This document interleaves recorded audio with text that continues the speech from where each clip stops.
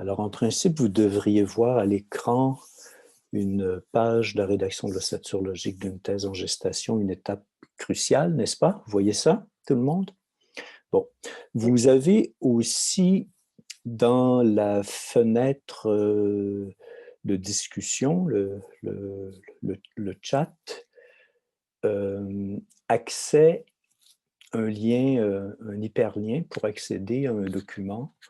Donc, voici la table des matières. Vous n'en aurez pas besoin pendant la présentation. Ce ne sont pas les PowerPoint, des copies PowerPoint de ce que je vais présenter, mais des exemples que je vais donner ou des textes auxquels je vais vous référer. Parfois, je vais vous dire, ah, prenez pas ça en note là, parce que ça se trouve à telle page dans le document. Alors, pas nécessaire d'y accéder tout de suite, mais sachez que c'est là. Je pense cependant que vous devez y accéder avant la fin de la rencontre, parce qu'après, au moment où on quitte la réunion Zoom, je pense que ces documents disparaissent, à moins que ce soit moi qui soit trop malhabile pour savoir comment les récupérer. Bon, attendez un petit peu, je vais m'arranger. Si j'étais en classe, je déplacerais quelques bouquins là, pour avoir de l'espace sur mon bureau. Comme ça. Bon. Alors, cet atelier s'adresse à des gens qui sont avancés dans leur recherche doctorale ou de maîtrise éventuellement. Je sais qu'il y a plusieurs personnes qui sont à la maîtrise. Donc, ils sont avancés dans leur recherche, qui ont lu, qui ont réfléchi énormément. Si vous travaillez dans des domaines où on fait des expériences en laboratoire, vous les avez faites, vous avez ramassé vos données, ou vous avez fait du terrain, comme on fait dans certains domaines. Tout ça est fait. Alors, vous n'êtes pas au début de votre recherche. Si c'est le cas, ce que je vais dire ne sera pas très pertinent. Je m'adresse à des gens qui ont beaucoup, beaucoup de matériel, qui ont beaucoup réfléchi et qui se trouvent un petit peu emmêlés. Et puis, je vais vous proposer une approche pour sortir de ce marasme, je dirais, qui va consister à regarder autrement votre matériel plutôt que de chercher à découvrir de nouvelles idées. Simplement regarder autrement le matériel et d'essayer de pointer, de mettre le doigt sur ce que je vais appeler une idée directrice et de rédiger ce que j'appelle une ossature logique, c'est-à-dire une organisation logique d'un certain nombre d'idées que vous avez accumulées qui vont s'organiser autour d'une idée principale, d'une idée centrale. C'est une méthode que je vais vous présenter. Ce n'est pas un truc, ce n'est pas une recette qu'on applique bêtement, là, sans réfléchir.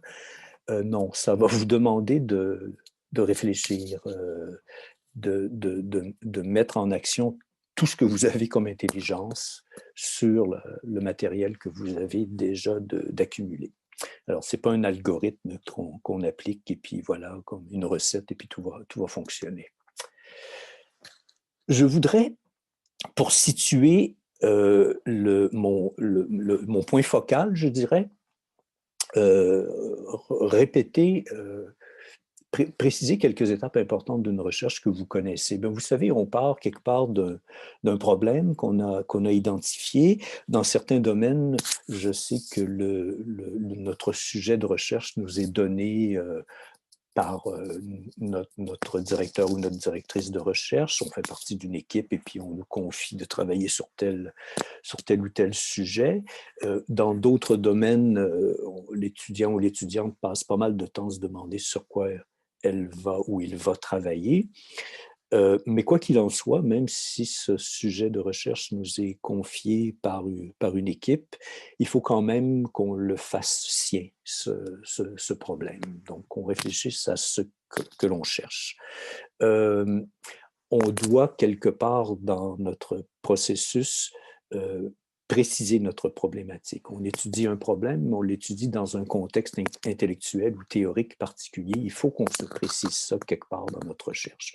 Je note que ce sont des étapes logiques et non pas des étapes chronologique. Il peut arriver qu'on fasse des va-et-vient entre tout ça, mais logiquement, on réfléchit à une problématique quand on a au moins un sujet de recherche à l'esprit. Dans tout domaine, on va nous demander de prendre connaissance de ce qui est écrit sur le sujet. Tenant compte de notre problématique, tenant compte de notre cadre théorique, ce n'est pas tout qui est à lire, certains ouvrages, certains textes peuvent être mis de côté parce que ça n'entre pas dans notre cadre théorique. Bon. L'étape suivante, dans à peu près tous les domaines, on vous demande de rédiger un projet de recherche. C'est un document dans certains domaines qui est relativement bref, 5-6 pages, 10 pages. Dans d'autres, c'est 40 pages, 50 pages. Dans certains cas, c'est présenté devant un jury. En tout cas, c'est un texte relativement difficile dans lequel on fait un peu la somme des réflexions préalables. Alors, on précise le sujet sur lequel on va travailler, on précise notre cadre théorique, on précise, excusez-moi, je vais essayer de tasser un écran qui me... Ah, comme ça, voilà. On formule une hypothèse, on explique comment on va travailler, dans quel ordre, sur quoi on va se consacrer dans un premier temps, etc., etc. Et puis, ce texte qui forme un tout est déposé, et puis après ça, on se met à notre... Après ça, on se croise les doigts pour que la machine fonctionne comme elle est supposée fonctionner. Voilà, j'ai réussi à faire apparaître ce dernier icône, recherche. La recherche proprement dite. La recherche proprement dite, elle se fait évidemment quand on a précisé notre projet de recherche, mais préciser notre projet de recherche, tout ça, recherche dans la littérature, pour définir une problématique, un cadre théorique, on a fait de la recherche, et de la recherche à tous ces niveaux. Mais ce qu'on appelle la recherche à proprement dit, c'est bon, OK, je sais sur quoi je travaille, je me suis donné 4 étapes, je vais y mettre 2 ans, 3 ans, 4 ans, c'est ce que j'appelle la recherche à proprement parler. Et puis l'étape suivante, eh bien, où vous en êtes, c'est après avoir ramassé toutes ces informations, toutes ces connaissances, après avoir esquissé des chapitres, on se trouve souvent tout emmêlé avec un mémoire ou une thèse à rédiger. Ça devrait être simple, on a tous les matériaux et pourtant, parfois, c'est un peu embêtant.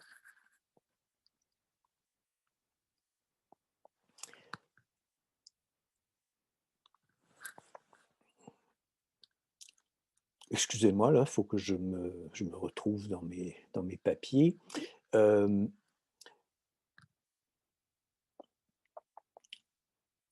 Comment se sortir de ce bourbier? C'est ce dont je voudrais parler aujourd'hui.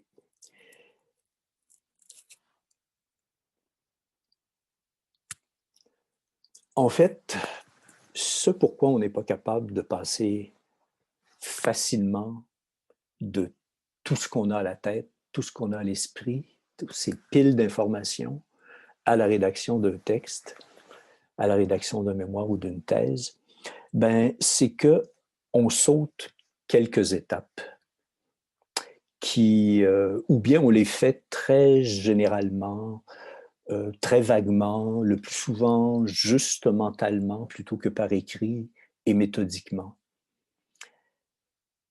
Alors, je voudrais vous présenter ces quelques étapes. Je pense qu'avant de se lancer dans la rédaction, on devrait prendre le temps de s'arrêter et de se demander qu'est-ce que je veux dire exactement? Quelle est l'idée directrice? Quelle est l'idée centrale? Quelle est la chose que je veux démontrer? En une phrase simple et précise, à partir de laquelle on pourra rédiger ce que j'appelle une ossature logique, qui sera une organisation, une structuration de toutes les idées importantes qu'on a ramassées depuis quelques années, qui vont comme se cristalliser autour de cette idée directrice. Après quoi, on devrait rédiger un plan de rédaction et non pas se lancer dans la rédaction proprement parlée. Ces 3 étapes, vous allez voir, elles s'emboîtent très naturellement et vous les avez peut-être accomplies vaguement, puis vous allez vous reconnaître. Je vais essayer de mettre des mots sur des choses qui normalement se font ou se font peut-être un peu vaguement. Alors, je voudrais parler principalement de la formulation d'une idée directrice et de la rédaction d'une ossature logique. On va dire aussi quelques mots de la rédaction du plan de rédaction, mais on y reviendra. Alors, revenons à l'issue de ce travail de recherche. On a beaucoup d'idées. On a énormément de connaissances d'accumuler. Si on n'est pas capable d'écrire, ce n'est pas parce qu'on n'a pas d'idées, c'est parce qu'on en a beaucoup. C'est là le problème, en fait. On en a trop. Trop, c'est comme pas assez. Hein? Écrire sur un sujet sur lequel on n'a pas d'informations, c'est extrêmement difficile. Mais quand on en a trop, c'est un peu la même chose. Alors, vous n'êtes pas capable d'avancer, je le répète, c'est pas parce que vous ne savez pas, je ne répète pas, je n'ai pas dit ça, excusez-moi. C'est pas parce que vous ne savez pas écrire. Hein? Ça fait 15 ans, 20 ans, 30 ans que vous écrivez.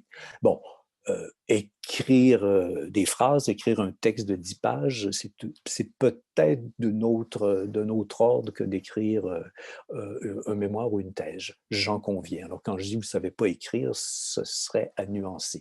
Mais vous êtes capable de mettre des idées sur papier, quand même. Est-ce que c'est parce qu'il y a un problème? Des fois, quand il fait extrêmement chaud ou qu'on gèle, c'est difficile d'écrire. Hein? Ou quand on meurt de faim, c'est extrêmement difficile. Ou quand on est troublé émotivement pour toutes sortes de raisons, ne serait-ce que la situation que l'on vit en ce moment, ça a de quoi réduire, bloquer un petit peu la fluidité de notre rédaction. Ce sont des problèmes sérieux, absolument sérieux. Puis des fois, c'est de voir un psy qui serait la solution ou de réorganiser notre espace de travail. Bon. Mais par hypothèse, je vais considérer que ce n'est pas de ce genre de problème qu'il s'agit ici et en tout cas à propos desquels je pourrais dire quoi que ce soit.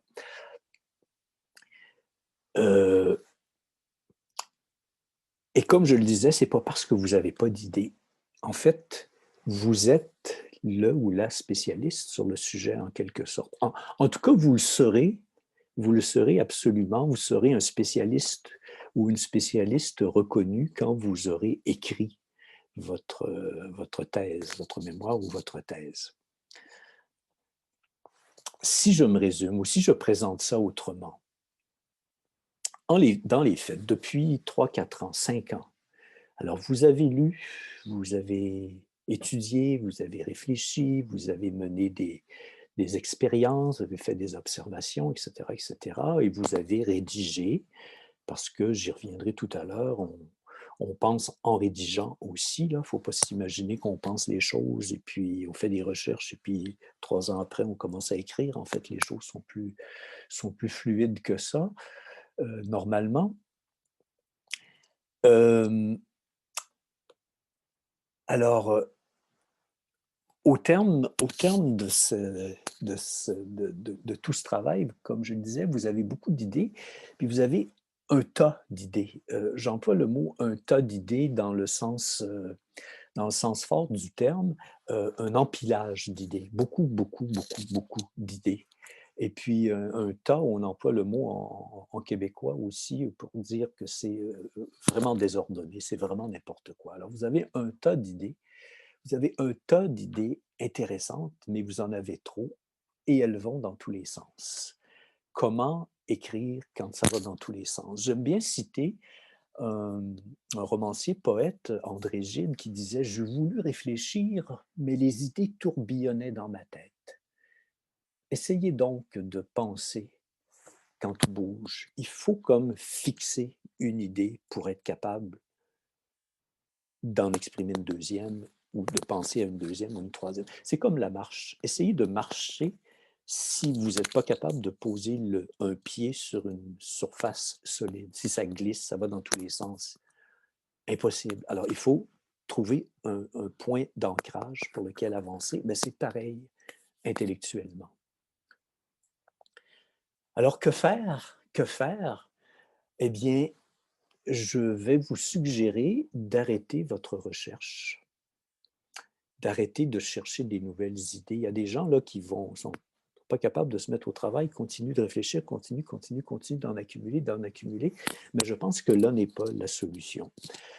Je vais plutôt vous citer un auteur qui s'appelle Jean Benda, que je tire d'un livre qui s'appelle Nouvel art de penser. Il est nouveau, mais le livre n'est pas si nouveau que ça, comme vous voyez sans doute à l'écran. Alors, je vous cite cet auteur. Il dit « Faire un livre », et puis on pourrait l'appliquer tout autant à faire un mémoire, à faire une thèse. Faire un livre consiste essentiellement pour moi à mettre la main sur une idée maîtresse par rapport à laquelle une foule d'idées que j'ai notées depuis longtemps et dans une certaine direction viendront s'organiser. Alors, des idées que j'ai notées, ça veut dire qu'il a déjà écrit, hein, mais il n'est pas encore en train d'écrire le livre, ou enfin, il rêve d'écrire le livre. Bon. Alors donc, trouver une idée maîtresse par rapport à laquelle ces idées vont venir se placer. Cette idée maîtresse, j'en essaie des quantités avant de trouver celle qui vraiment intègre tout ce que j'ai à dire. J'ai cherché celle qui est exprimée dans la première phrase de Belphégor pendant 5 ans. La recherche de cette formule s'accompagne chez moi d'une véritable angoisse, car je ne sais jamais si je la trouverai, et si je ne la trouve pas, je n'ai plus qu'à abandonner mon travail. Ajoutez que tant que je ne la tiens pas, je ne peux rien rédiger. Une fois que je l'ai, je l'écris sur ma table, de façon à l'avoir toujours sous les yeux. Dès lors, je n'écrirai pas un alinéa sans la confronter avec elle et voir s'il s'y relie bien. Quand j'en suis là, ma période d'angoisse est loin d'être finie. Reprendre toutes mes idées premières, discerner celles qui se rapportent vraiment à mon thème central et que je pousserai plus à fond, celles qu'au contraire je ne lui rattacherai qu'artificiellement et qu'il me faut donc courageusement rejeter, est encore un travail qui ne va pas sans émoi. Alors notez là la présence de l'émoi, l'émotion. C'est un travail qui soulève énormément d'émotions, de revenir réfléchir, de revenir travailler, réviser ce qu'on avait déjà noté et se demander qu'est-ce qui est bon, qu'est-ce qui doit être gardé, où est-ce que ça va et qu'est-ce que courageusement je dois rejeter. C'est un travail qui ne va pas sans émoi. Je reviendrai tout à l'heure, mais avancer dans un travail, c'est souvent aussi laisser de côté des, des réflexions, des recherches approfondies qu'on avait fait, des textes qu'on avait, des pensées qu'on avait élaborées par écrit, puis on se rend compte après coup que ça ne va pas vraiment, il faut le laisser de côté. Mais laisser de côté, c'est quelque chose sur lequel on a travaillé 1 an, 2 ans, 3 ans. Je vous parle par expérience, je vous jure que j'ai vécu ça dans le cadre de ma recherche doctorale, soit dit en passant, où pendant, je dirais, 3 ans, j'avais travaillé dans une mauvaise direction, j'avais fait des choses extrêmement intéressantes, mais j'ai tout laissé ça de côté. C'est comme s'arracher un bras. C'est comme s'arracher un bras, c'est vraiment difficile. Bon, après cela, par exemple, c'est la joie. C'est la joie. C'est la joie du peintre qui, ayant mis tout en place et n'ayant plus d'inquiétude sur les rapports mutuels des parties, vient nourrir tel coin, enrichir tel détail. Alors voilà l'approche qu'il nous propose. Ce texte, cet extrait, vous le trouvez dans le document complémentaire dont je vous parlais tout à l'heure. Alors sa méthode, c'est de trouver une idée maîtresse dans ce qu'on a, dans tout le travail qu'on a accumulé, dans toutes les réflexions qu'on a faites depuis qu'on a commencé nos études doctorales ou notre maîtrise, si on est à ce niveau. Alors, trouvez une idée maîtresse, que moi je vais appeler plutôt une idée directrice. Et puis, d'organiser tout autour le reste, tout autour de cette idée. Alors, une idée centrale, mais aussi un sujet central. Hein? Cette idée directrice, ce sujet sur lequel vous travaillez, et je reviendrai à la distinction entre sujet et idée directrice, ce n'est pas celle que vous aviez au début de votre recherche. Vous étiez intéressé par un problème il y a 2 ans, 3 ans, 4 ans, mais vous avez fait une recherche. Vous avez fait une recherche, hein? Ça fait des années que vous travaillez. Si vous avez fait une vraie recherche, je ne peux pas croire que vous n'avez pas avancé dans votre pensée. Alors, l'idée qui maintenant vous anime, ça se pourrait que ce soit un petit peu différent de l'idée que vous aviez à l'esprit au tout début. Alors, c'est cette nouvelle idée que je vous demande de rechercher. Alors, pour ce faire, je suggère de laisser de côté tout ce qu'on a accumulé. Tout ce qu'on a, laissez ça de côté. Dans les prochains jours, c'est l'exercice que je vais vous proposer de faire. Laissez tout votre matériel, laissez vos esquisses de chapitres, laissez cette espèce de brouillon qu'un auteur que j'aime bien, qui citait d'ailleurs Benda, qui s'appelle Jean Guiton, dont vous avez la référence à la page 2, je pense, des documents complémentaires. Il appelle le monstre, cette espèce d'accumulation d'esquisses de chapitres. À un moment donné, ça donne mal au cœur. Là. Alors, laissez tout ça de côté. Et puis, demandez-vous, à froid, j'insiste, tout seul avec vous-même, faites-vous un petit peu confiance et dites-vous, mais qu'est-ce qui m'anime? Qu'est-ce qui m'anime encore? Qu'est-ce que je sais? Qu'est-ce que je sais? Qu'est-ce que je peux dire maintenant? Et à propos de quoi? C'est un questionnement que je vous demande de mener au sujet de toute cette entreprise.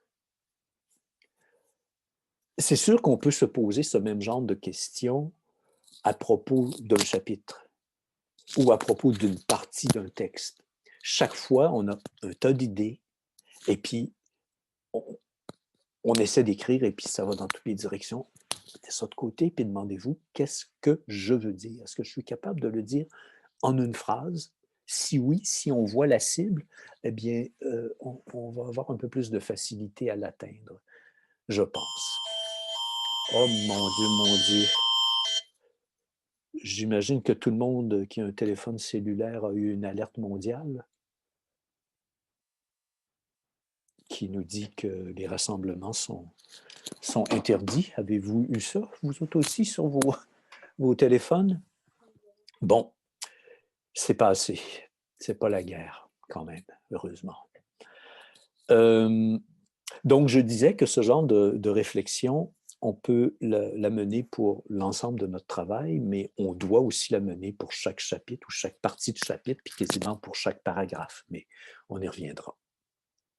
Alors, qu'est-ce qui m'anime au fond depuis tant d'années, sur lequel j'ai beaucoup lu,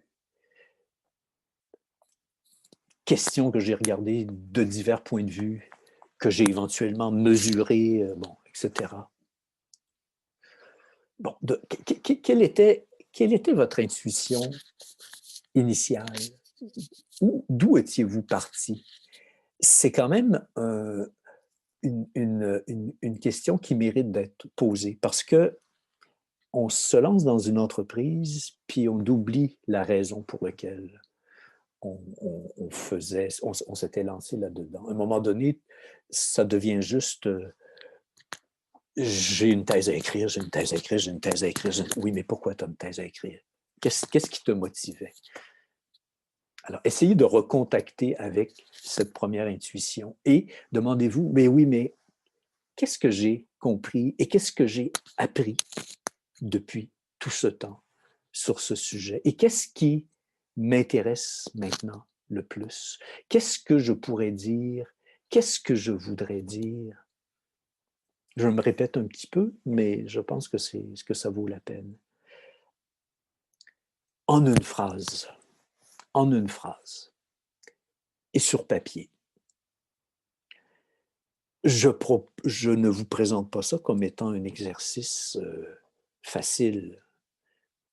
C'est un travail extrêmement difficile auquel vous devriez consacrer une journée, 2 journées, 2 semaines. Mais prenez vraiment le temps de réviser, de revenir en vous là, et d'essayer ça. Bon, ce que vous allez écrire, cette phrase que vous allez écrire, ça ne sera peut-être pas du premier coup une idée qui va tout intégrer. D'ailleurs, c'est pas nécessaire de tout intégrer. Tout à l'heure, je faisais allusion à, je ne sais pas si je l'ai nommé, mais vous connaissez ce beau texte de Nicolas Boileau. Avant donc que d'écrire, apprenez à penser. Ce que l'on conçoit bien s'énonce clairement et les mots pour le dire arrivent aisément. Laissons ça de côté, c'est pas ce qui m'intéresse. Hâtez-vous lentement et sans perdre courage, 20 fois sur le métier, remettez votre ouvrage. Bon, ce passage-là est bien connu. La suite l'est un peu moins. Polissez-le sans cesse et le repolissez. Ajoutez quelquefois et souvent effacez. Avancez, terminer un travail qui se tient, faire un texte qui se tient, c'est souvent laisser de côté ce développement qui, au fond, est inutile, qui alourdit complètement inutilement votre travail. C'est difficile, mais c'est quand même ce qu'il faut faire. Bon, je reviens. Alors, l'idée que je vous suggère de formuler, vous savez, c'est un peu comme en politique, là, qu'on dit que l'ennemi, le mieux est l'ennemi du bien. Hein. Quand on veut faire parfait, on ne fait rien. Quand on veut faire une loi qui intègre tout, on ne fait rien. Mais ça vaut aussi dans le travail intellectuel. Hein. Si on veut du premier coup formuler la phrase qui va tout intégrer, écoutez, on ne va pas y atteindre et on va se décourager. Alors moi, je pense qu'il est mieux de faire un premier pas. Alors, ce ne sera peut-être pas idée pour idée directrice, ce ne sera peut-être pas l'idée directrice du premier coup que vous allez réussir à formuler, ni aujourd'hui, ni demain, mais ce sera un premier pas. Un premier pas qui, je prétends, va vous permettre de sortir du labyrinthe. Alors, trouvez une première idée qui va vous permettre d'organiser votre matériel. Alors, cette idée, je vous propose d'y aller par une sorte de brainstorming. Allez-y librement. Puis je dis brainstorming, c'est toujours un peu fou parce que c'est un brainstorming qui se rapporte à un sujet de recherche sur lequel vous travaillez depuis longtemps. Vous avez quand même des intérêts, là, vous n'allez pas formuler n'importe quoi, mais laissez sortir des idées à partir de ce que vous savez, mais sans trop vous juger. Mais essayez de trouver, de formuler par écrit une idée importante dans tout ce que vous avez. Là. OK, ça serait quoi, là? Une idée vraiment importante. Pas nécessairement la plus importante, mais une idée importante. Et puis, une autre. Et puis, une autre. Et puis, une autre encore. Et je rappelle, en laissant de côté votre monstre. Et puis une autre, puis une autre, puis une autre, puis une autre. Et puis tiens, une 9e. Bon, euh, peut-être que c'est 22 que vous allez noter, ou 17, peu importe le nombre. Mais je dirais que si vous êtes rendu à 80, c'est que vous notez trop. Vous allez dans les détails. Vous allez trop dans les détails.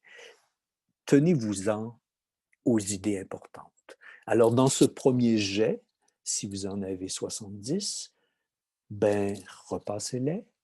Et puis, ah, celle-ci, c'est pas si important. Celle-là, oh, c'est un détail. Ça, ah, essayez d'en garder un nombre restreint. Et puis, réfléchissez à l'ordre qu'il peut y avoir entre ces idées. Elles ne sont pas, c'est sûr que vous les avez laissées sortir pêle-mêle. Vous les avez mis sur papier pêle-mêle. Mais elles ne sont pas indépendantes les unes des autres, ces idées. Euh, elles ont des rapports, elles ont des liens. Par exemple, si vous réfléchissez, ben vous allez trouver que, mettons, cette idée et cette autre sont dans, attendez un petit peu, comment je vais faire, comme ça, sont dans un rapport d'antériorité à postériorité logique.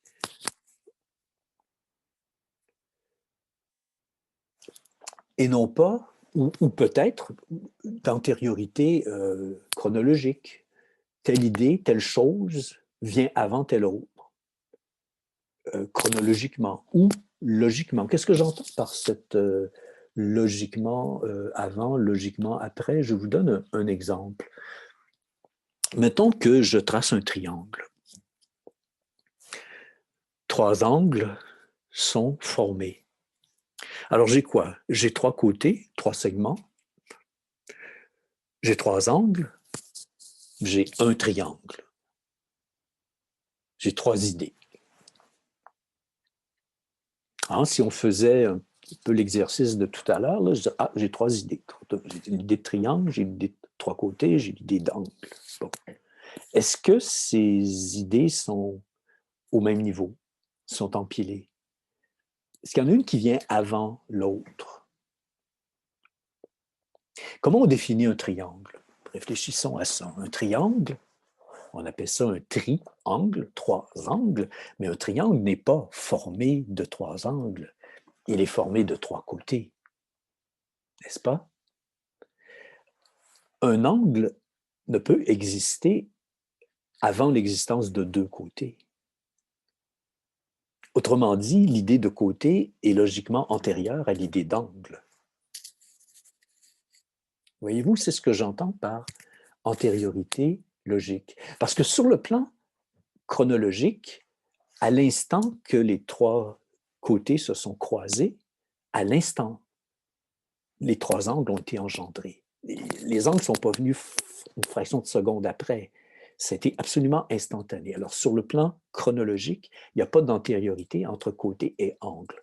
Mais sur le plan logique, il y a une antériorité. Alors, la notion de côté est logiquement antérieure, alors que les notions de côté et d'angle sont absolument simultanées. Bon, alors c'est un type de relation, en fait, de questionnement qui peut nous aider à avoir un lien entre deux idées. Elles ne sont pas sur le même pied. Il y a un ordre logique ou chronologique, ou ça peut être un ordre de cause à effet. Hein? Bon, ceci, je nomme une cause, là, c'est plus un effet. OK, ils sont reliés. Ou relier ceci comme un moyen, puis cela est plutôt une fin, ou l'un est plus général et l'autre plus spécifique, ou on est dans un rapport de partie à tout, etc., etc. Prenez pas ça en note. Et puis, si je voulais être cave un petit peu, j'ajouterais toute une série de notions qui sont dans des rapports comme ça, puis on ne verrait plus rien. Alors, à la place de faire ça, j'ai mis sur le document, dans la brochure que je vous rends disponible, cette série de liens présentés de manière un peu plus simple. Alors, on était rendu à moyen fin.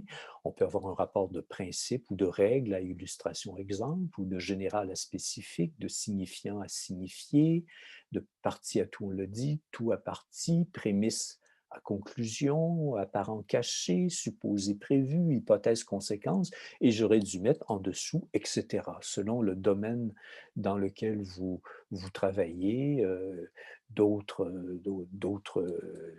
principes, d'autres notions pourront vous aider à mettre de l'ordre entre vos idées. Bon, alors, si je reviens si je reviens à ce premier draft qu'on avait tout à l'heure, là, bon, on a vu un lien entre ces deux idées, mais on continue notre réflexion. Et puis on voit que, ouais, mais cette deuxième idée, elle est liée à cette première. Et puis, ah, telle autre était liée à la même. Hein? Regardons ça, cette idée, elle prend comme une espèce d'importance. Là. Ah, telle autre, bon, dans une autre chaîne. Ah, tiens, mais tiens, ah, telle autre. Et puis, alors finalement, ben, on dirait qu'on a là une idée qui est comme plus centrale. Écoutez, ça ne m'est pas venu comme une inspiration, là. Ça n'a pas surgi du ciel. Là. Comment j'ai fait pour en arriver à là? Ben, j'ai réfléchi dans mes connaissances, dans ce que j'avais accumulé depuis des années et des années et des années. Puis je me suis dit, OK, il y a telle idée importante, puis telle, puis telle, puis telle, puis telle, puis telle, puis telle. Et puis là, j'ai pensé aux relations qu'il y avait entre ces idées. Puis finalement, j'ai bâti une espèce de structure, une organisation entre toutes ces idées qui me permet de voir un petit peu plus clair.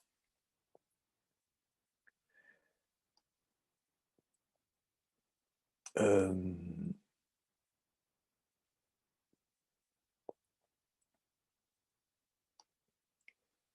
alors, je vous suggère, dans les prochains jours, j'y reviens, je me répète, de retourner, après avoir fait cet exercice à vide, juste avec vous-même, sans coller à vos notes. Parce que, vous savez, quand on colle aux notes, là, on n'est comme pas capable de penser. Là. On a trop le nez dessus. Alors, on a pris une distance et puis on a vu une espèce d'esquisse d'ordre. Mais là, à un moment donné, il faut retourner. Il faudrait que ça serve quand même à quelque chose, tout ce que vous avez noté, toutes les fiches ou je ne sais trop quoi dont vous disposez et dans lequel vous êtes emmêlé. Alors, retournez lire ça et ben, compléter, ajuster, inverser, rebrasser le schéma qu'on avait tout à l'heure. Il pourrait arriver que quelque chose qui se présentait comme étant l'idée directrice peut se révéler un détail finalement, quelque chose d'assez secondaire. Mais c'est un petit peu comme quand on bâtit un château de cartes. Hein? On a un tas de cartes. Les cartes, ça représente un peu les idées que vous avez accumulées. Vous essayez de faire une structure avec ça. OK, bon, vous faites quelque chose qui se tient assez bien. Mais là, il me reste 4-5 autres cartes, ou quelqu'un vient de m'apporter 4-5 autres cartes. OK, je vais essayer de les rajouter, puis là, ça s'écroule.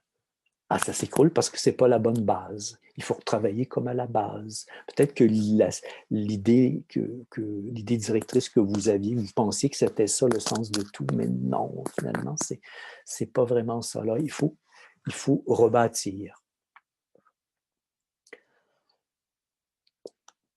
Alors, cette espèce de premier schéma qu'on avait, je vous demande de réviser vos notes et puis de mettre vraiment du temps, puis de faire ça par écrit. Et puis là, vous vous rendez compte que, bah non, ça, non. Ça, ben non, pas vraiment. C'est plutôt, il y aurait telle autre idée, puis il y aurait telle autre. Et puis, finalement, hein, c'est plutôt celle-ci qui serait l'idée directrice. Alors, ce travail que je vous présente là, rapidement, là, ça peut être des semaines de travail, là. Et puis, comme je vous disais, je vous parle par expérience. Je me souviens, mauvaise expérience du temps de la rédaction de mon doctorat, j'avais un chapitre qui était vraiment merdique, mais vraiment merdique. Il y avait plein d'idées intéressantes dedans, c'était extrêmement documenté. Mais ça tenait pas debout, ça tenait pas debout. J'avais mal au cœur en le lisant, je vous jure. Je prenais beaucoup de médicaments, ça m'aidait, mais à un moment donné, j'ai fait ce que je vous dis qu'il faut faire. Je l'ai tassé. Et j'avais travaillé, retravaillé à en devenir fou. Là. Je l'ai tassé. Puis je me suis dit, mais qu'est-ce que je veux dire? Et j'ai essayé de formuler en une phrase l'idée directrice, mon but, mon but. Puis, OK, écoute, j'ai écrit 40 pages là-dessus. Il y a autre chose que je sais? Ben oui, il y a ça aussi qui est, je sais, qui est important, puis il y a ça aussi qui est important, puis telle autre chose qui est importante. Puis, OK, mais comment ça se situe par rapport à mon idée? Ben, ça se situe ici. Ou tel autre se situe comme au deuxième niveau, se rapporte comme à une idée qui se rapporte à l'idée première. Puis, OK, autre chose qui avait d'important, c'était quoi donc? Ah oui, ceci. Comment ça se place dans mon schéma? Ah, ça se place là. Je vous suggère par écrit et je vous suggère papier plutôt qu'ordinateur. À un moment donné, l'ordinateur, l'écran, le Word ou je ne sais trop quoi, peut être extrêmement utile, mais il y a une étape que c'est vraiment papier qu'il faut fonctionner pour faire ce genre de réflexion. Ce qui m'amène justement à parler à citer un auteur, un historien qui avait fait un cours dont le titre était merveilleux, Penser le passé au présent. N'est-ce pas un beau titre pour un cours d'histoire? En tout cas, il écrivait quelque part, comme la matière peut être à l'état gazeux, liquide ou solide, la pensée peut avoir 3 niveaux de consistance. Le niveau mental informulé, le niveau de la formulation orale et le niveau de la formulation écrite. Et il rajoutait, il est essentiel de donner à sa pensée, autant qu'il se peut, une forme solide, une formulation écrite. Alors l'idée, c'est que de fait, on connaît 3 états de la matière. Hein? Le gazeux, qui est assez informe, qui fait penser à la pensée préverbale. Tu sais, avant de mettre des mots, là, on a des espèces d'images, là. C'est un peu flou, ça va un peu dans toutes les directions. C'est assez informe. C'est assez informe. Mais c'est la vie intellectuelle, au premier sens du terme, là, il y a quelque chose qui se trame avant les mots ou par-delà les mots parfois. Moi, des fois, on me dit réfléchis à ça, puis on revient après, puis as-tu réfléchi? J'ai dit non, je n'ai pas réfléchi, mais ça a pensé. Ça a pensé dans ma tête. Mais moi, je n'ai pas réfléchi méthodiquement, là, mais je me rends compte qu'un chemin s'est fait. Il s'est fait comment? Comment il s'est fait en deçà des mots, là, une espèce de pensée préconsciente ou je ne sais pas trop quoi. Alors, c'est vraiment la base de tout. Mais c'est comme je le disais, c'est comme un gaz, ça n'a pas de forme. C'est un peu vaporeux. On n'est pas capable de mettre le doigt dessus exactement. Quand on met le doigt dessus, c'est parce qu'on met des mots. On formule une phrase qui... Ah, voilà, un éclair de génie. Des fois, ça nous vient, on ne sait pas d'où. Justement, un éclair de génie, ça sort de cette pensée préverbale, puis c'est tout formulé. Puis, mais c'est ça, mais c'est ça. Ça arrive des fois quand on prend une marche, là, qu'on contemple la belle neige ou le beau petit chien. Puis, l'idée nous vient, on ne sait pas d'où.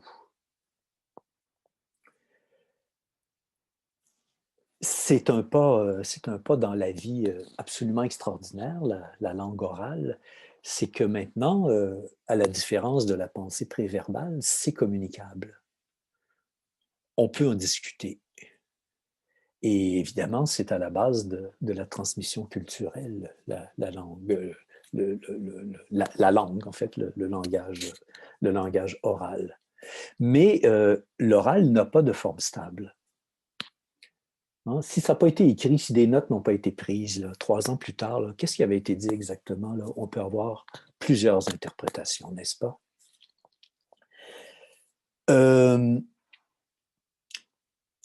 On le voit aussi quand on essaie de mettre par écrit une pensée qu'on a eue justement en prenant une marche, qui nous a éblouis. On essaie de le mettre par écrit et puis, coudonc, je suis pas capable de le mettre, je suis pas capable de l'écrire. C'était si clair dans mon esprit il y a quelques minutes ou il y a quelques heures, mais je suis pas capable de le mettre par écrit parce que je sais pas écrire. parce que je ne sais pas écrire, je sais écrire. Quand j'essaie de l'écrire dans une langue qui n'est pas la mienne, non, par définition, on travaille dans une langue que l'on maîtrise. On n'est pas capable de le mettre par écrit parce que ben, il y a trop de possibilités. Le mot, le langage écrit, euh, ben, est stable, est solide, est structuré. Une phrase écrite dit une chose et non pas deux. Et puis, les pensées, juste formulées oralement, gardent un certain flou. Moi, je pourrais le formuler comme ceci, ou comme cela, ou comme cela, mais ça ne dit pas exactement ce que j'avais à l'esprit. Je vais dire ça autrement. Ah non, c'est pas tout à fait ça. Vous voyez, on fait une espèce de va-et-vient. En tout cas, on voit l'écart qu'il y a entre l'oral et l'écrit. L'écrit dit une chose et non pas son contraire. L'écrit, il a... on avance par rapport à l'oral aussi en ceci que quand c'est écrit, c'est critiquable. Quand c'est écrit, on peut dire « Ah, c'est pas exactement ça. Ah non, c'est pas vrai. Ah, j'aurais une objection, etc., etc. » Vous voyez? Alors que quand c'est pas écrit, on peut toujours dire bon, « C'est pas ça que j'ai dit vraiment. » C'est pas ça que je pense, en tout cas. Ça m'a sorti tout seul, mais... Vous voyez? L'écrit, c'est une autre paire de manches. Alors, si on fait l'exercice que je vous proposais de faire tout à l'heure, uniquement mentalement, ce qu'on fait d'ailleurs très souvent, là, on réfléchit, on dit, mais c'est quoi je veux dire, et puis on y pense juste mentalement, puis on structure nos idées juste mentalement, mais c'est trop flou, c'est pas assez précis. Moi, je dis, il faut que vous fassiez ce genre d'exercice vraiment par écrit. Et comme je dis, c'est pas facile, mais c'est terriblement utile. Alors, qu'est-ce que je vous suggère de faire? C'est de formuler par écrit le sujet sur lequel vous travaillez. Quand je dis vous travaillez, je ne me situe pas au début de votre recherche. Je suppose que votre recherche est complétée. Alors, le sujet sur lequel vous êtes en train de rédiger un mémoire ou une thèse, c'est à ça que je fais allusion. Alors, le sujet à propos duquel vous voulez dire quelque chose. Je prends un exemple, la démocratie. Mettons, remarquez, c'est un mot. Ou ça pourrait être les périls de la démocratie. Ce n'est pas un mot, c'est un groupe de mots qu'on pourrait appeler un syntagme. Mais ça a valeur de mots. Ou les périls de la démocratie occidentale contemporaine. C'est encore un groupe de mots qui a valeur de mots. On pourrait appeler ça zigouli, mettons. Si c'était quelque chose dont on parlait régulièrement, on lui donnerait un mot précis. Et remarquez, quand je dis les périls de la démocratie occidentale contemporaine, si je vous posais la question, si on était en classe, là, si on était 18 en classe, je pourrais vous demander, vrai ou faux, les périls de la démocratie occidentale contemporaine? Vrai ou faux? La question est non pertinente, la question n'a pas de sens.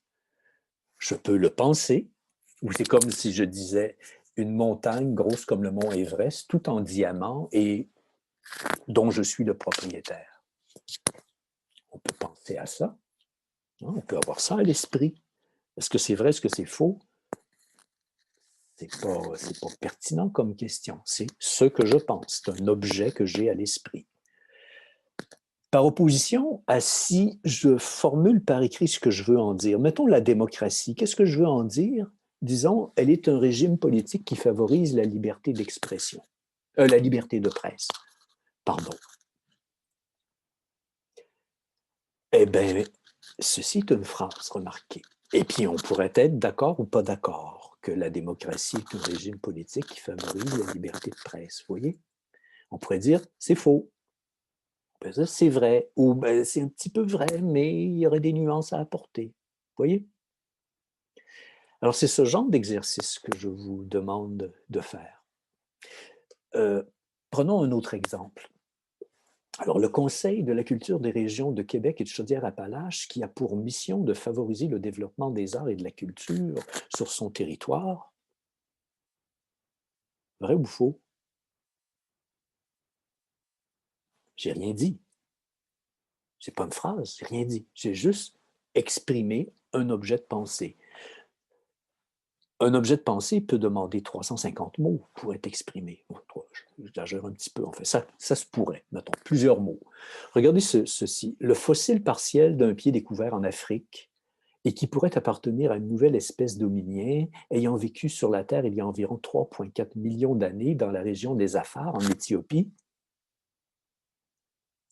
Vrai ou faux?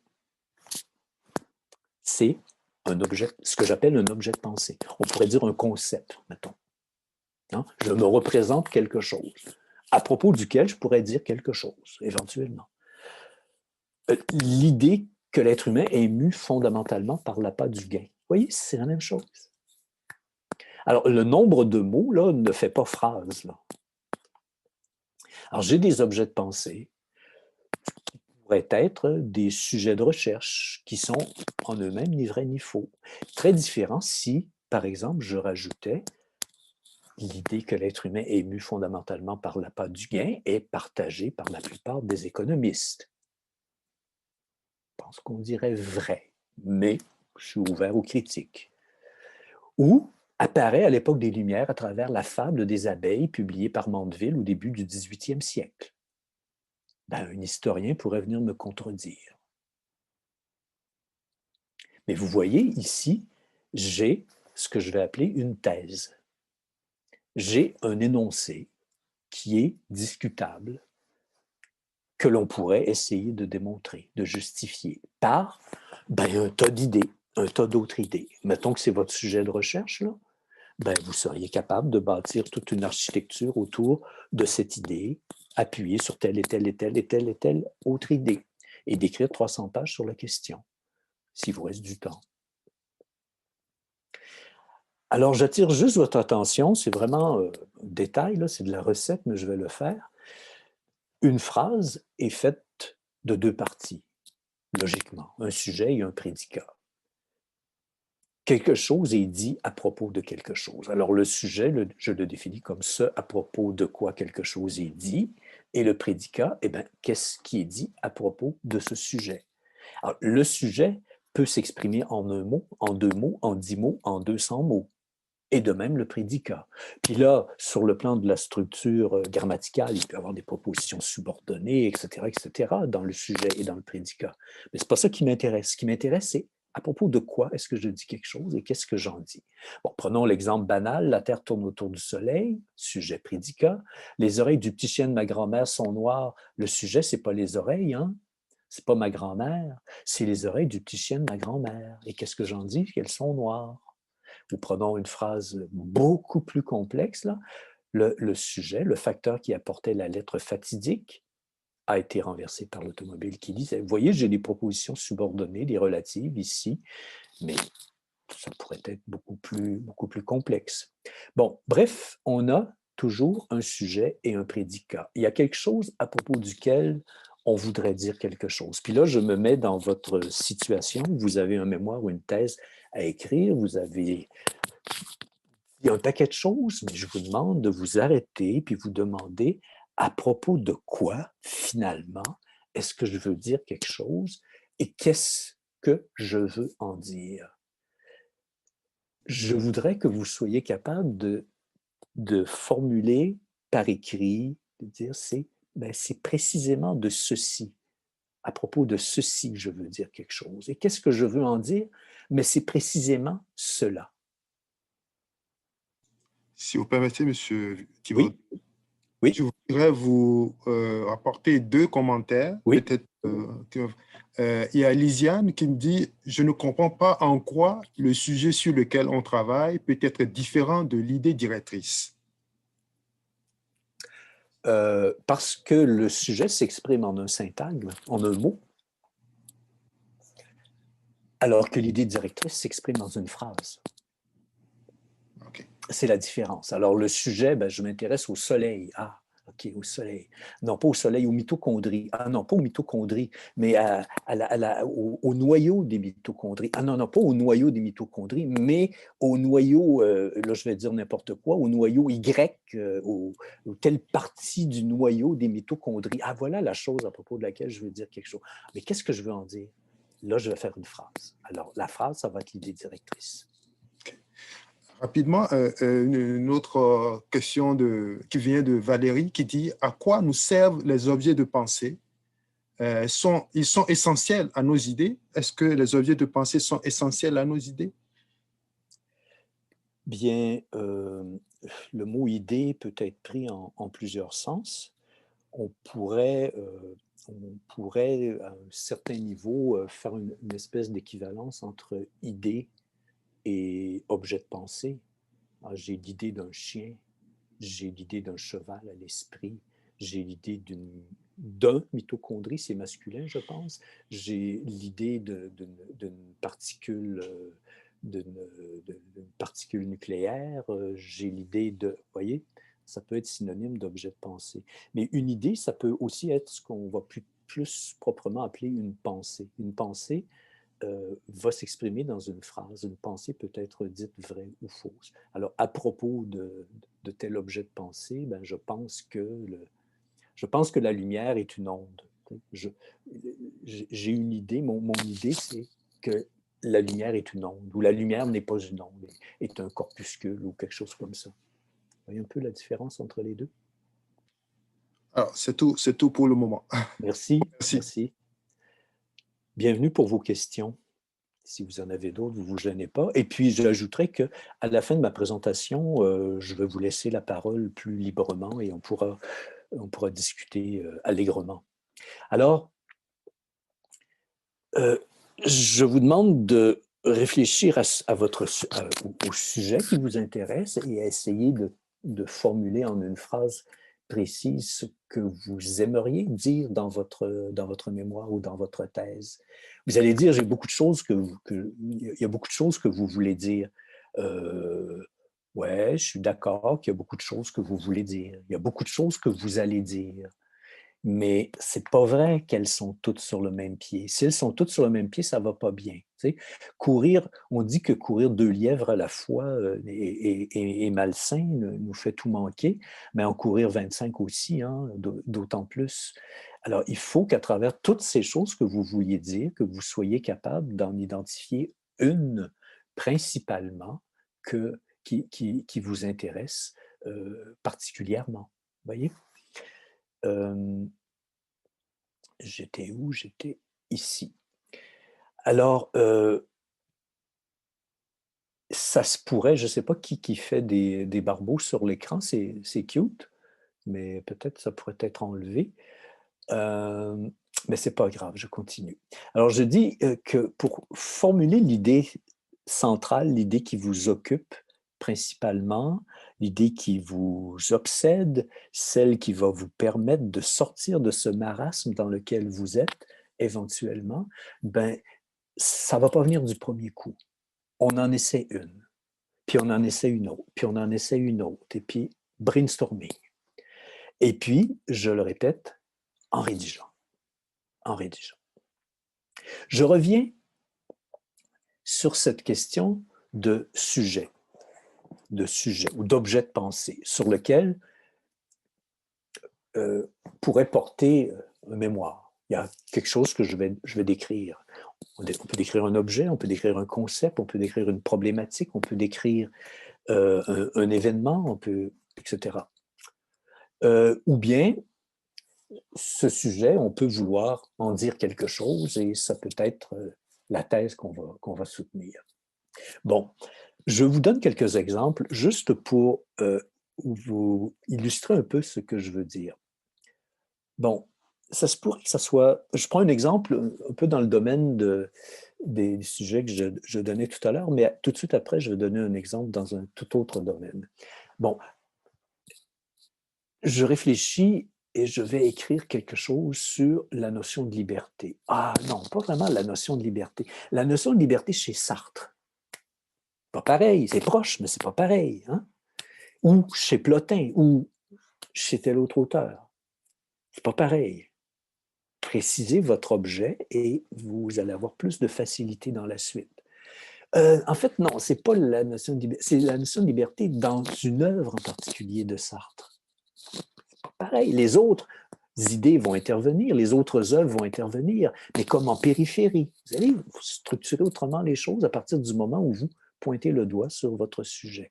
Ou bien, non, c'est pas la liberté, c'est parent, mais c'est les limites à la liberté. C'est pas pareil.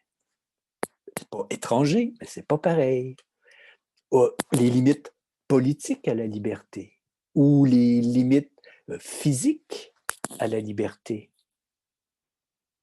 Vous voyez, on est dans les mêmes eaux. On comprend que ça fait 5 ans que je tourne autour de ces sujets-là, puis je ne suis pas capable d'écrire parce que je vise là alors que c'est là que je devrais viser. Tu sais, ça peut quand même changer un peu les choses. Ou bien, mon sujet, ce serait les déterminismes sociobiologiques du comportement selon Wilson. C'est un autre objet. Un autre objet. Ou bien, les fondements biologiques à la liberté. Vous voyez, on est encore dans le même univers, mais ce n'est pas la même chose. Ou bien le rôle fondamental de la liberté de presse pour la démocratie selon Alexis de Tocqueville. Vous voyez, c'est hyper précis. On est encore dans le même domaine, mais ou la notion de liberté face aux droits des individus, ou l'évolution du concept de liberté dans la philosophie moderne, si vous avez vraiment du temps à perdre, ou l'évolution du concept de liberté dans la philosophie politique au XXe siècle, ou dans la dernière partie de l'œuvre de Martin Heidegger, etc., etc. Vous voyez ce que je veux dire? Quand je disais, on fait un brainstorming, puis on essaie de mettre le doigt sur le sujet qui nous intéresse, ben, ça se pourrait qu'on touche à ceci, à cela, cela, cela, cela, cela, cela, jusqu'à temps de mettre le doigt sur ce qui, précisément, est le sujet qui nous intéresse.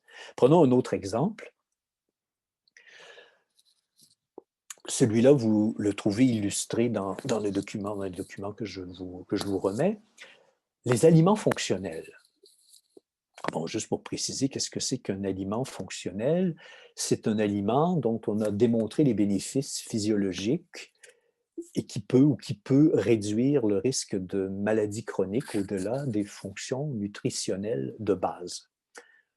On ne parle pas beaucoup de ça en philo, mais je sais qu'il y a des gens à l'université qui s'intéressent à ce genre de questions.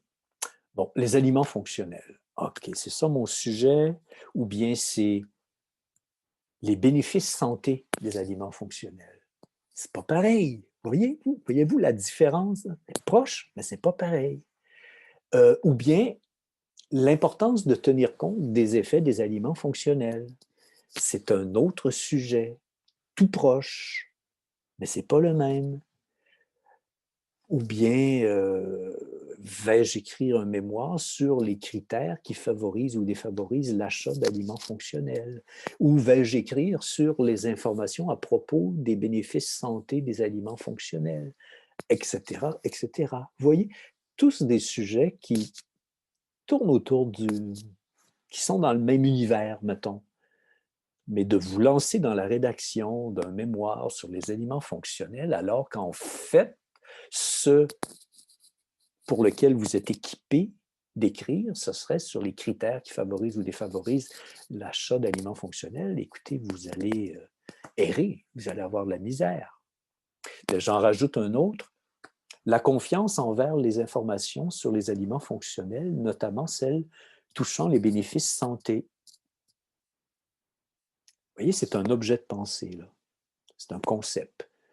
Le concept de confiance envers les informations sur les aliments fonctionnels, notamment ceux qui touchent les bénéfices santé. C'est un sujet. Bon, qu'est-ce qu'on pourrait en dire? Avant de qu'est-ce qu'on pourrait en dire, remarquez que dans tous les cas, ce sont des syntagmes. Ce sont des possibles sujets de recherche ou des possibles sujets de rédaction d'un mémoire de maîtrise ou d'une thèse. Mais si je disais, par exemple, je rajoutais augmente l'attrait envers les aliments fonctionnels. La confiance envers les informations sur les aliments fonctionnels augmente l'attrait envers les aliments fonctionnels. Voyez-vous, là, il y a une idée, là. je dis quelque chose. Là. Je peux être d'accord ou pas d'accord. Je peux essayer de le démontrer ou je peux essayer de le falsifier, de montrer que ce n'est pas vrai, que ça ne tient pas. Ou bien augmente la consommation des aliments fonctionnels. Alors, la confiance envers les informations sur les aliments fonctionnels augmente la consommation des aliments fonctionnels. Voyez-vous, ce n'est pas la même idée, là. Augmente l'attrait ou augmente la consommation, ce n'est pas la même affaire. Sur quoi tu veux l'écrire, ton mémoire? Sur l'un ou sur l'autre? Ou augmente la probabilité d'achat des aliments fonctionnels? On est dans les mêmes eaux, mais ce n'est pas la même idée. Alors ici, on avait des énoncés, des phrases, qui pourraient être une idée directrice. Pas nécessairement. Pas nécessairement une idée directrice. Ça peut être une idée secondaire sur laquelle vous allez vous appuyer pour soutenir une autre thèse. À vous de voir.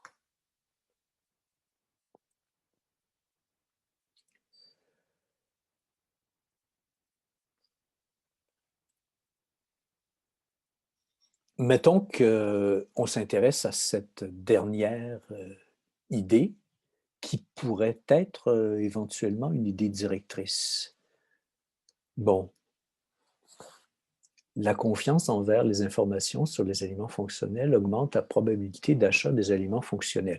Ceci, hein, je ne l'invente pas, hein, je le tire depuis le temps que je fais ce genre d'exercice, ben, je regarde sur quoi les gens travaillent, et puis récemment, je me suis penché sur des mémoires puis des thèses qui étaient faites en consommation, puis en agriculture, et puis j'en ai lu plein. Puis ça se réfère à un vrai travail qui a été, un vrai mémoire qui a été déposé il y a 1 an ou 2. Là.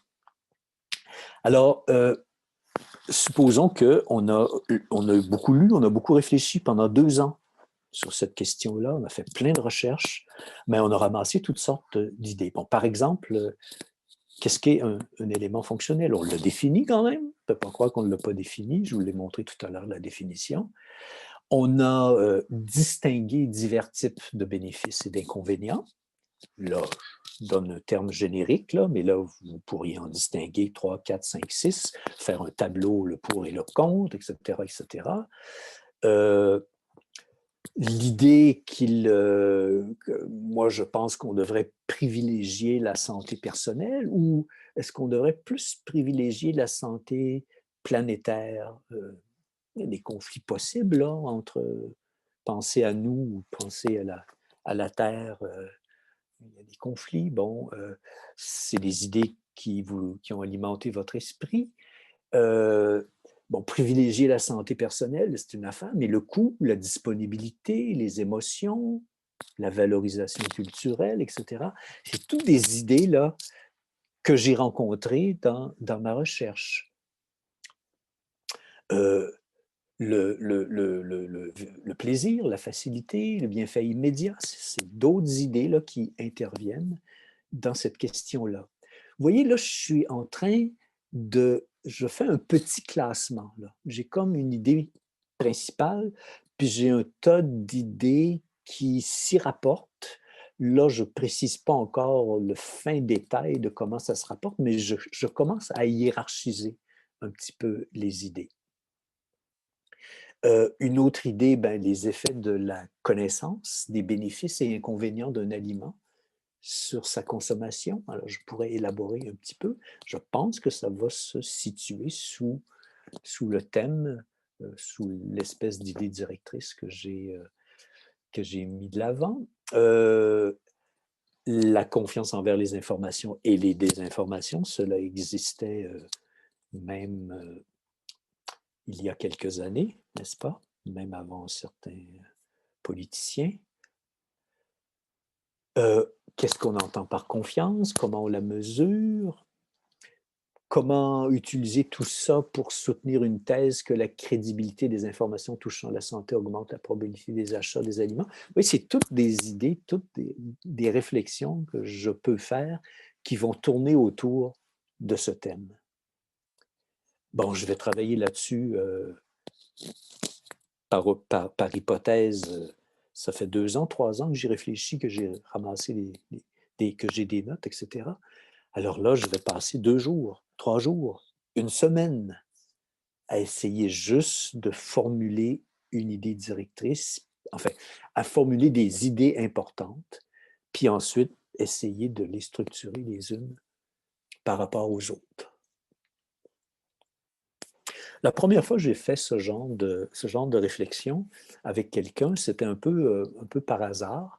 Euh, c'est une amie que j'avais qui était à l'étape à laquelle vous êtes probablement, là, puis qui était en train de devenir folle. Puis j'ai dit, ben, gars, je vais essayer de t'aider, je vais te poser des questions. Je connais rien de ton domaine, mais je vais te poser des questions. Puis c'était du genre, qu'est-ce que tu veux dire? Qu'est-ce que tu veux dire? Qu'est-ce que tu sais? Ah, OK, tu dis ça, mais qu'est-ce que tu sais d'autre qui appuierait cette idée-là? Ou de quoi as-tu besoin qu'as-tu besoin d'éclairer pour être capable de dire ça? Tu as des exemples qui te viennent à l'esprit? OK, es-tu capable de le situer ici? Es-tu capable de le situer là? Et puis, elle était, elle était partie de chez moi après quelques heures de travail avec une espèce d'esquisse. Et puis, elle est allée travailler toute seule de son bord. Et puis, elle m'était revenue peut-être une semaine après pour me dire, hey, j'ai tout défait ce qu'on a fait, j'ai refait autre chose. OK, c'est parfait, c'est pas moi qui sais qu'est-ce que tu sais et qu'est-ce que tu veux dire. Il faut partir de quelque part, et puis il faut se laisser réfléchir. Et comme je vous disais, après avoir fait une espèce de petit tour d'horizon, ben là, il faut retourner lire nos notes, puis on va rajouter des idées, puis on va en rajouter d'autres, et puis on va en déplacer, puis on va refaire une autre structure. Puis c'est quelques jours de travail que je vous propose de faire, hein, ou quelques semaines de travail, et non pas quelque chose qui se règle en 3-4 minutes sur le coin de la table. Bon, alors ça aussi, cette structuration, vous l'avez dans le document que je vous présentais tout à l'heure. Bon, je reviens à notre schéma. Je suppose donc, encore une fois, que votre recherche, elle est faite. L'essentiel de votre recherche est faite. Là, vous allez travailler dans les prochains jours, en laissant de côté tout votre matériel, vous allez travailler à essayer de formuler une idée directrice et de structurer vos idées autour de cette idée directrice. Mais tout à l'heure, la façon dont je parlais, c'était que l'idée directrice précède la formulation de l'ossature logique, mais dans la vraie vie, là, c'est des notions qui sont corrélatives. On n'a jamais une idée toute seule. On a 2, 3, 4 idées. Et puis, l'une est directrice par rapport aux autres. Et les autres sont secondaires par rapport à la directrice. Alors, tout ça doit être pensé un petit peu ensemble. C'est pour ça que tout à l'heure, je vous disais, notez un tas d'idées importantes, puis essayez de voir qu'est-ce qui est plus important, et puis tout à coup, vous allez vous rendre compte que ce que vous aviez vu comme étant l'idée la plus importante, finalement, elle se révèle secondaire ou tertiaire par rapport à autre chose qui va être plus important, qui va se révéler plus important. Alors, il y a une espèce de va-et-vient là, à faire entre toutes les idées qui meublent votre esprit. Quand vous aurez mis de l'ordre dans vos idées, je dirais, puis là, on pourrait revenir à Boileau qui disait « avant que d'écrire, apprenez à penser », ça pourrait vouloir dire « avant que d'écrire un texte élaboré, apprenez à structurer vos idées. Prenez le temps de structurer vos idées et prenez le temps de vous demander « mais qu'est-ce que je veux dire et sur quoi je vais m'appuyer essentiellement, schématiquement ». Ça, j'appelle ça une ossature logique. Quand vous avez une ossature logique relativement claire, relativement viable, que vous pouvez, soit dit en passant, des fois on se demande comment interagir avec notre directeur ou notre directrice de recherche avant de lui présenter un chapitre tout fait et tout croche, un peu monstrueux, qui est un peu troublant à recevoir, mais vous pouvez discuter à ce niveau-là. Vous pouvez prendre la peine, vous pouvez avoir des échanges avec la personne qui vous supervise, puis dire, ben, finalement, là, ce que je voudrais dire, ça serait ça. On peut jaser, là. On peut jaser 1 heure, là. C'est-tu vraiment ça? L'exercice que je vous proposais de faire tout seul avec vous-même, ben, vous pouvez, à un moment donné, passer à l'étape suivante, puis aller en discuter avec quelqu'un qui travaille autour de vous, dans votre laboratoire, dans votre groupe de recherche, ou avec votre directeur ou directrice de recherche. Vous pouvez avoir un échange extrêmement sain, extrêmement utile. Vous savez, une petite erreur que l'on commet à la base, toute petite, genre travailler sur telle notion plutôt que telle qui est juste à côté, là, comme j'exemplifiais tout à l'heure. J'aime bien l'image d'une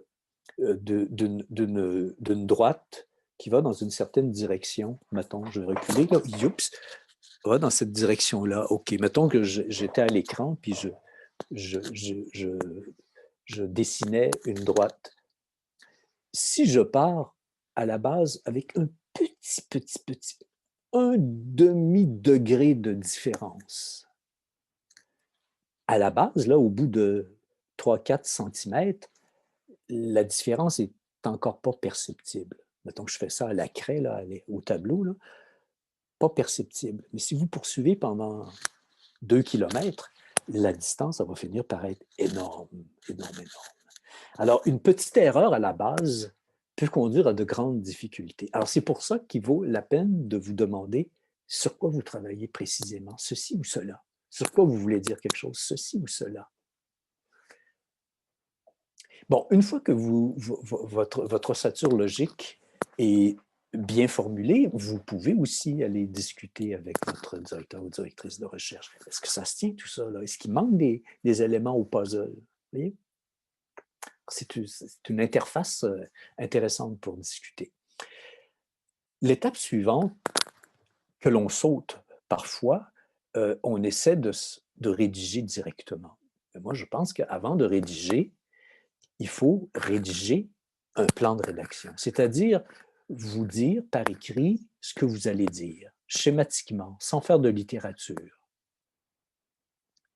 Je vais dire ceci, puis ensuite je vais dire ça, puis après je vais dire ça, puis après je vais dire ça, sans citer, là, sans aller dans les détails, juste garrocher ça comme ça. Là. Dans un premier chapitre, je vais dire ça. Dans un deuxième chapitre, je vais dire ça. Dans un troisième chapitre, je vais dire ça.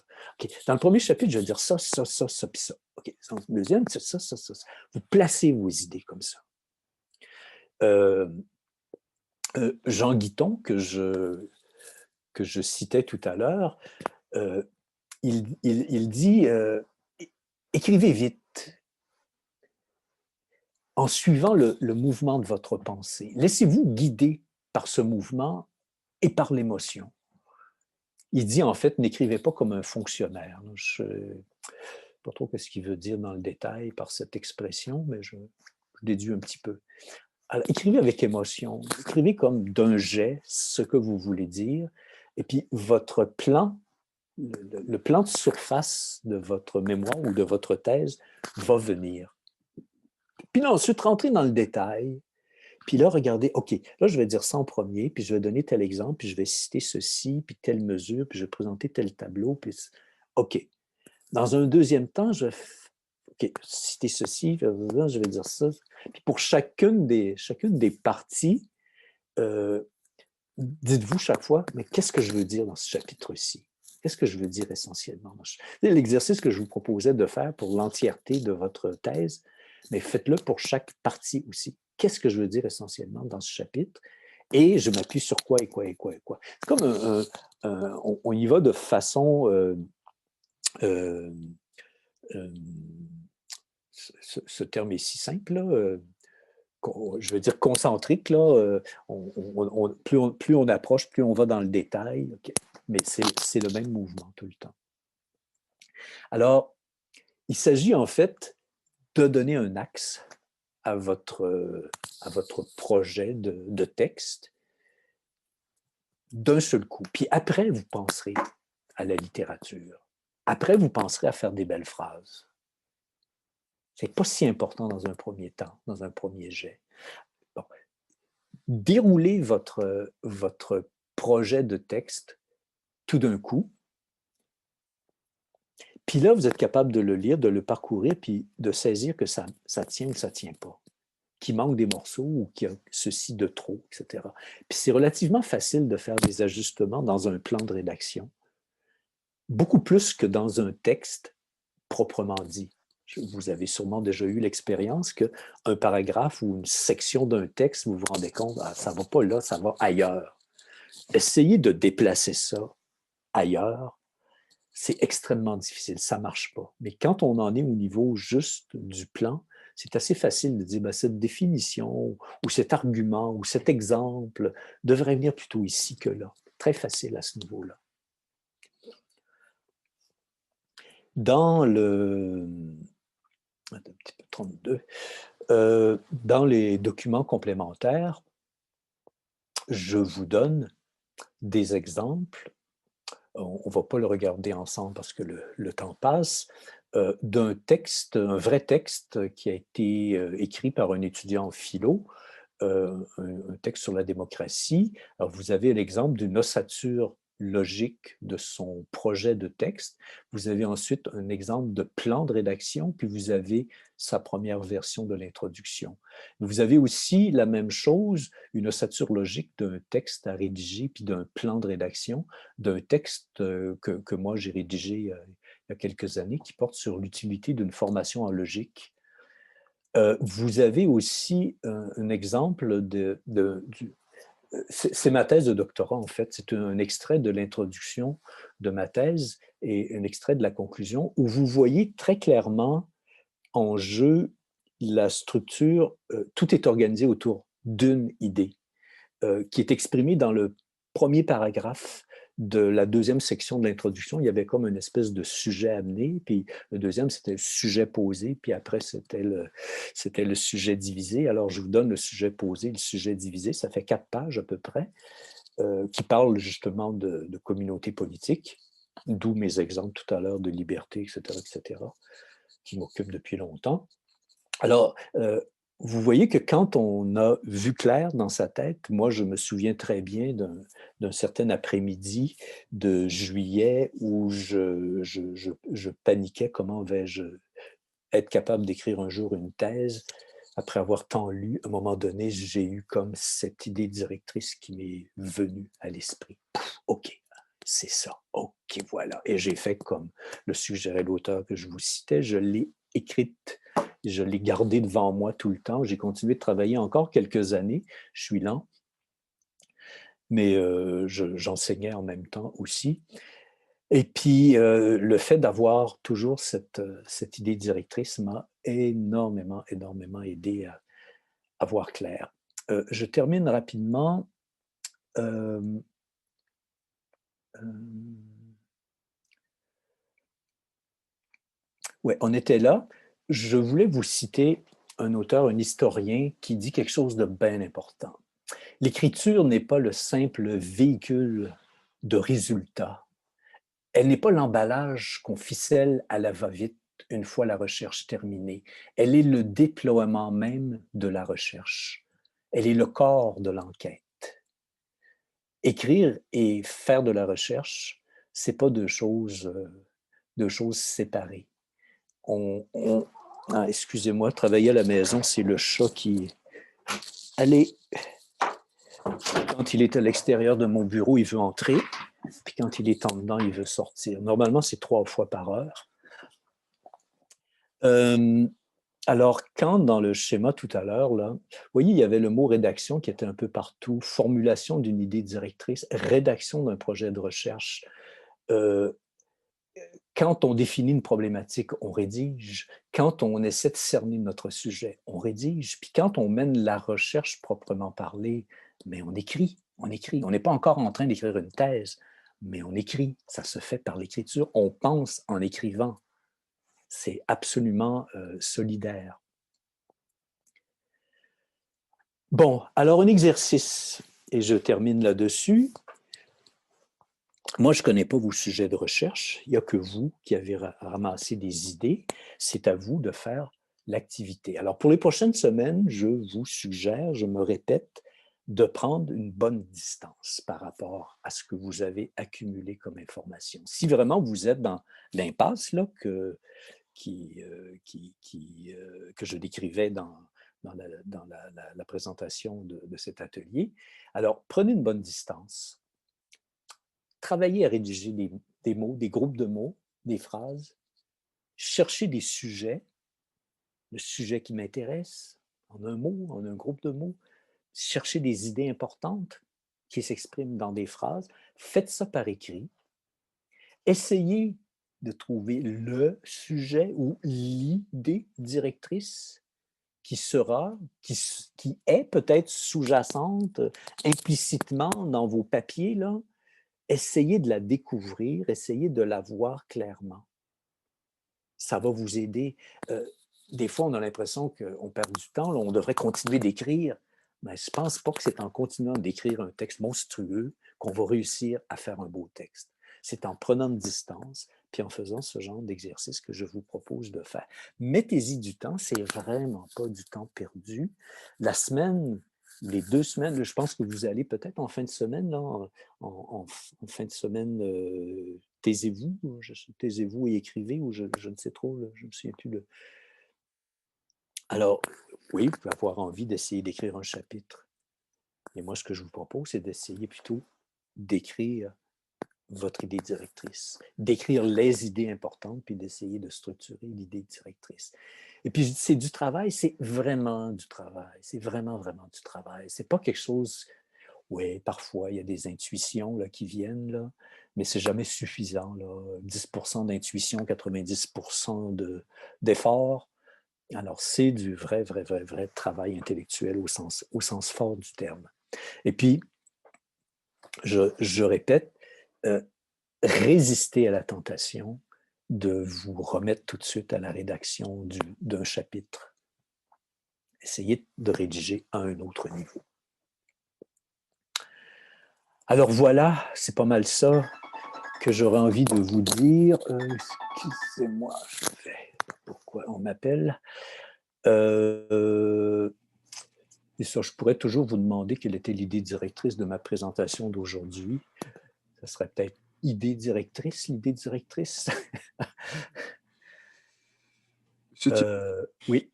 Si vous me permettez, j'ai 3 petites questions que ça vaut la peine de les aborder. Et après, on va essayer d'ouvrir le micro Oui. et on verra. Alors, rapidement, il y a Geneviève qui se dit, est-ce que la phrase directrice est différente de notre phrase de conclusion? Est-ce que la phrase directrice est différente de notre phrase de conclusion? Mais là, on tombe dans la présentation littéraire d'une idée. Il y a 188 000 manières de rédiger une conclusion. Hein? On peut terminer en répétant l'idée directrice. Oui, ça peut être la dernière phrase. Ça peut être la première aussi. Si vous regardez l'exemple, tiens, je vais aller attendez un petit peu. Je vais faire quelque chose comme ça, peut-être comme ça, comme ça, comme ça. Et puis, je vais aller chercher ça. Je vais rapetisser, puis mettre là. OK. Alors, si on va pas mal plus loin,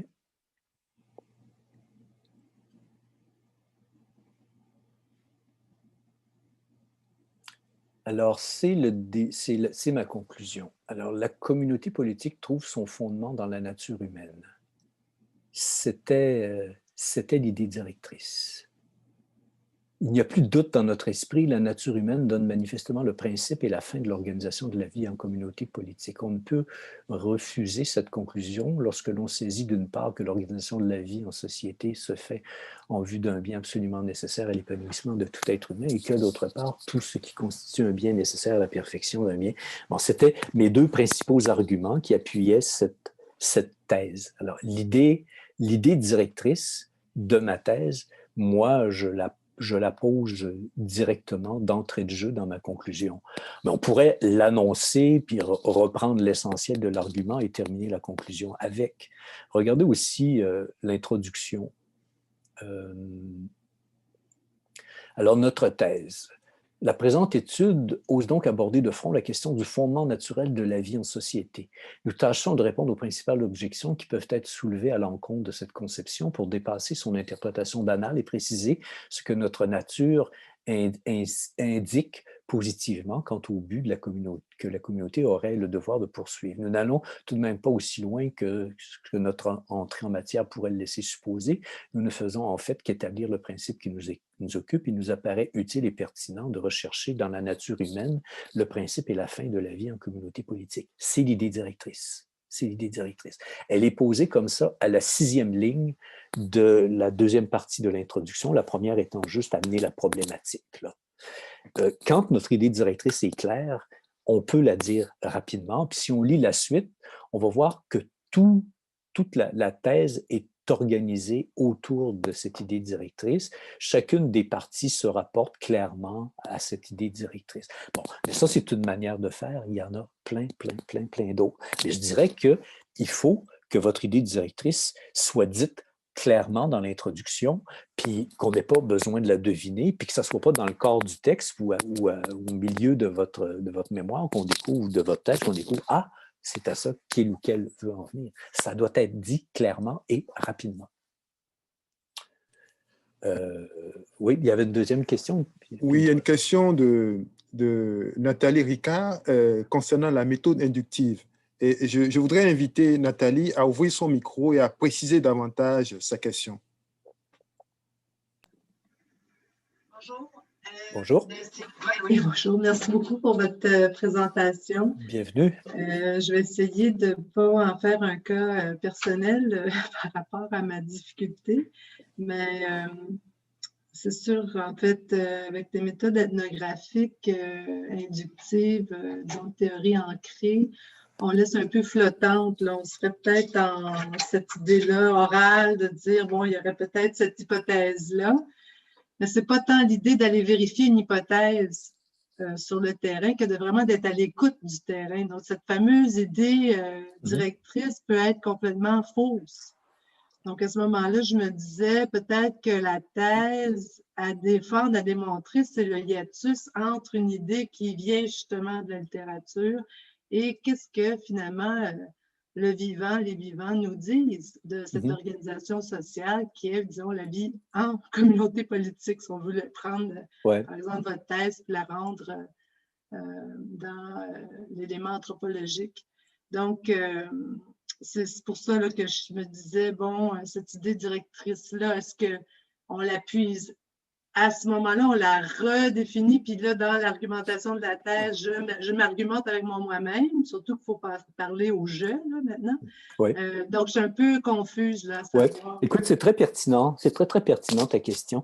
Il faut pas, il faut distinguer l'idée initiale qu'on avait au début, avant de commencer notre recherche, ou au début de notre recherche, et l'idée qui sera au cœur de notre mémoire ou de notre thèse. Tu sais, on est parti de quelque chose, on a lu, comme tu dis, on a pensé que c'est dans une certaine direction qu'on irait.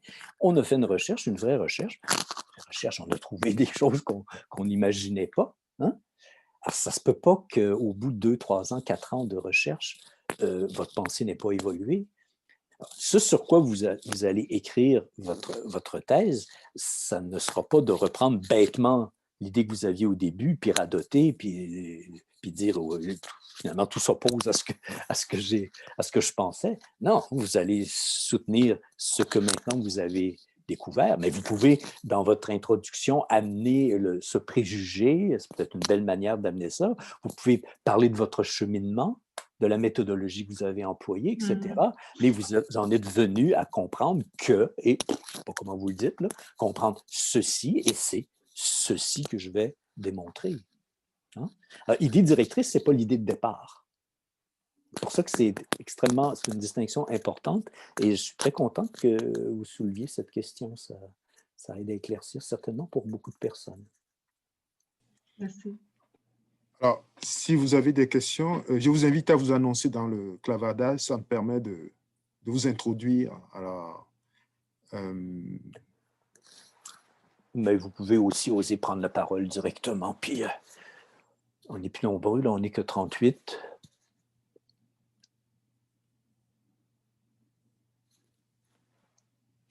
Je vois quelqu'un qui écrit je suis aussi lente et ceci me décourage avec toutes les prérogatives. Voyons, je viens de perdre mon écran. Je ne sais plus où je suis. Ouais, en tout cas, l'idée n'est pas de décourager, mais plutôt de donner des ancrages possibles, des poignées sur lesquelles vous pouvez vous accrocher. On n'est pas capable de tout faire d'un coup, non. Mais est-ce qu'on est capable de prendre sur soi, de se faire un petit peu confiance, puis de se dire, gars, c'est ça que je veux dire, finalement.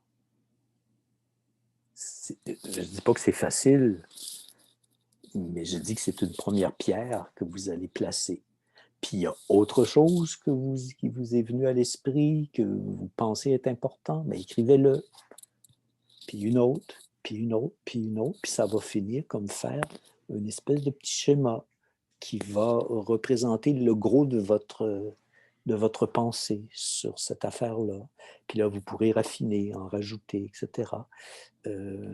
J'espère que ça ne vous décourage pas, mais que ça vous donne plutôt des moyens de sortir de ce que j'appelais ce labyrinthe de la rédaction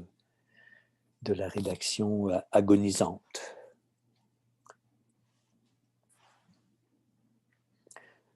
Je ne sais pas si vous avez regardé le dernier ouvrage de Barack Obama, Une terre promise. Il y a dans le centre de belles photos, de belles photos, une trentaine de photos, je ne sais pas. Et il y en a une où on le voit assis dans un fauteuil avec un texte qui est vraisemblablement de lui et qui est annoté, très annoté, mais très annoté, excessivement annoté.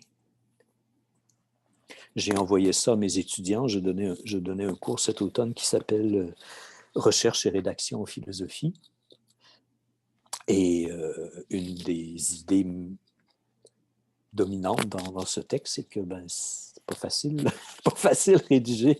Il faut y aller par étapes. Et puis, bon, idée directrice sur cette, etc. Là, ce que je vous ai présenté en 1 heure, en quelque sorte. Et puis, j'aurais dit, regardez, vous n'êtes pas tout seul à avoir de la misère à écrire, puis d'avoir besoin de vous y reprendre 2 fois, puis 3 fois, puis 20 fois. Là. Même lui qui écrit si bien, a besoin d'un brouillon, puis de réécrire et de réécrire. Alors, il ne faut pas se décourager quand on se compare à Barack Obama. Questions, commentaires? Soyez pas gênés. Sinon, Kouassi, je vais te laisser conclure. Ben, au nom de la Faculté des études supérieures, je vous remercie de nous avoir accordé de votre temps. C'est très apprécié. Vous avez vu, hein, vous avez fini et puis il y a encore pratiquement une quarantaine de personnes qui... nous sommes tous suspendus à vos lèvres.